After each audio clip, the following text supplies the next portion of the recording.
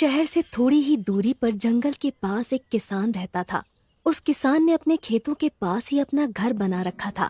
सारे खेतों में बस आम की फसल उगा करती थी। उसे आम बेचकर बहुत ज्यादा आमदनी होती थी और वो शहर जाकर सारे आम थोक में बेच आता था। शहर और आसपास के सभी लोग उसे आम वाला कहकर पुकारते थे। उस आम वाले का एक छोटा बेटा भी था जिसका नाम कमल था। कमल शहर में रहकर नौकरी करता था और जब कभी भी उसका मन होता था तो वो अपने पिता के घर आ जाता था, क्योंकि शहर से उसका घर बस थोड़ी ही दूरी पर था। रक्षाबंधन से ठीक एक दिन पहले कमल शहर से अपने घर वापस आ जाता है और अपने पिताजी से कहता है, पापा, मैं रक्षाबंधन की छुट्टी लेकर घर आ गया हूँ और अगले 3-4 दिन तक यहीं रहूंगा। वो आम वाला कहता है, हाँ बेटा, तुम अंदर जाकर आराम करो, मैं जरा खेत देख कर आता हूँ। आजकल रात को बहुत सारे जानवर घुस आते हैं। वो किसान खेत देखने चला जाता है और थोड़ी देर बाद वापस आ जाता है। कमल अपने पिताजी से कहता है, पापा, मुझे लगता है हमें अब आम की खेती नहीं करनी चाहिए। एक तो आम केवल गर्मियों में होते हैं और फिर साल भर इंतजार करना पड़ता है। इससे अच्छा हम कोई ऐसी खेती क्यों ना करें जो पूरे साल भर पैदा होती हो और इससे हमें बहुत ज्यादा आमदनी भी होगी। तब कमल के पिताजी कहते हैं, तुम ठीक कहते हो बेटा, लेकिन मैं आम की खेती नहीं छोड़ना चाहता। मेरे बाप दादा भी आम की खेती किया करते थे।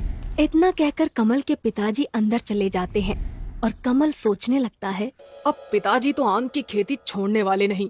मुझे शहर जाकर कोई ऐसी दवा लानी होगी जिससे हमारे आम पहले के मुकाबले कई ज्यादा बड़े हो जाएं। इसके बाद रक्षाबंधन की छुट्टियां खत्म हो जाती हैं और कमल वापस शहर चला जाता है। इस तरह समय गुजरता जाता है और अब धीरे धीरे गर्मी का महीना शुरू होने लगता है। हर बार की तरह इस बार भी गर्मियां शुरू होते ही कमल शहर से वापस अपने गांव की तरफ निकल पड़ता है। रास्ते में एक बहुत बड़ा जंगल पड़ता था। कमल जंगल से गुजर रहा था कि तभी उसे एक पेड़ के नीचे संत महात्मा दिखाई देते हैं। कमल अपनी बाइक खड़ी करके संत महात्मा के पास जाता है और कहता है, प्रणाम महात्मा जी। कमल की आवाज सुनकर महात्मा जी अपनी आंखें खोलते हैं और कमल से कहते हैं, आयुष्मान भव। बोलो बेटा, क्या कहना चाहते हो? कमल थोड़ा हिचकिचाते हुए कहता है, वो महात्मा जी, मेरे पिताजी सालों से आम की खेती करते आ रहे हैं, लेकिन आम की खेती से हमें ज्यादा पैसा नहीं मिलता। आप कोई उपाय बताइए ताकि हम ज्यादा से ज्यादा कमा सकें। तब वो महात्मा जी ध्यान लगाते हैं और उनके हाथ में एक दिव्य जल की मटकी प्रकट हो जाती है। महात्मा जी कमल से कहते हैं, बेटा, ये जादुई दिव्य जल है। इस मटकी के अंदर तुम जो कुछ भी रख दोगे वो जादुई हो जाएगा, लेकिन याद रहे, इसका उपयोग तुम केवल एक ही बार कर सकते हो। कमल वो मटकी लेकर अपने घर आ जाता है और रात भर सोचता है कि उसे जादुई जल का उपयोग कैसे करना चाहिए। तभी उसके दिमाग में एक आइडिया आता है। अगर मैं इस मटकी के अंदर एक आम को रख दूं, तो वो आम जादुई आम बन जाएगा। फिर मैं उस जादुई आम की मदद से जो चाहे वो कर सकता हूँ।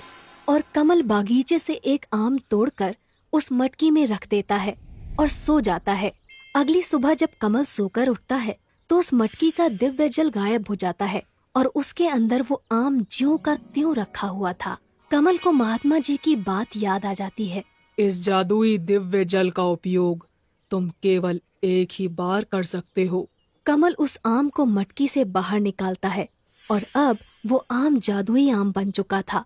कमल उस जादुई आम को हाथ में लेकर कहता है, मुझे एक बहुत बड़ा आम चाहिए। और देखते ही देखते वो छोटा सा आम एक बहुत बड़ा आम बन जाता है जो कमल से भी ऊंचा था। ये देखकर कमल की खुशी का ठिकाना नहीं रहता और वो खुशी से नाचने लगता है। तभी उसे पिताजी की आवाज सुनाई देती है। कमल तुरंत उस आम को वापस से छोटा करके अपने बैग में छुपा लेता है और अपने मन में सोचता है, पिताजी तो बहुत सीधे साधे आदमी हैं। अगर उन्हें इस जादुई आम के बारे में पता चल गया तो गड़बड़ हो सकती है। मुझे यहाँ से दूर वापस शहर जाना होगा। और अगले ही दिन कमल शहर जाने लगता है, लेकिन इस बार वो पैदल शहर को जा रहा था। ये देखकर कमल के पिताजी कहते हैं, बेटा कमल, क्या बात है? इस बार तुम अपनी मोटरसाइकिल नहीं लेकर जा रहे हो क्या? तब कमल कहता है, नहीं पिताजी, मुझे अब इस मोटरसाइकिल की जरूरत नहीं। मेरे दोस्त के पास बहुत सारी मोटरसाइकिल है। इतना कहकर कमल शहर की तरफ निकल पड़ता है। जंगल में पहुंचते ही कमल अपने बैग से वो जादुई आम बाहर निकालता है और उससे कहता है, मुझे एक जादुई विशाल आम की बाइक चाहिए। और देखते ही देखते वो आम एक बहुत बड़ी आम की बाइक बन जाता है। कमल उस जादुई आम की बाइक पर बैठकर पूरे जंगल का चक्कर लगाता है और आज उसे बहुत मजा आ रहा था। तभी अचानक जंगल में हाथी आ जाते हैं और कमल के पीछे पड़ जाते हैं। पहले तो कमल बहुत घबरा जाता है, लेकिन फिर वो अपनी आम की बाइक से कहता है, तुम इन हाथियों से भी बड़ी बाइक बन जाओ। और अगले ही पल कमल की आम की बाइक उस हाथी से भी बड़ी हो जाती है। और फिर क्या था, अपने सामने इतनी बड़ी आम की बाइक देखकर हाथी भी डर जाता है और वहाँ से भाग जाता है। शहर पहुँचने से पहले कमल अपनी आम की बाइक को बिल्कुल नॉर्मल बाइक बना लेता है ताकि शहर में किसी को उसके ऊपर शक न हो। शहर पहुँचने के बाद कमल सोचता है, अब मुझे नौकरी करने की कोई जरूरत नहीं, मेरे पास जादुई आम की बाइक है।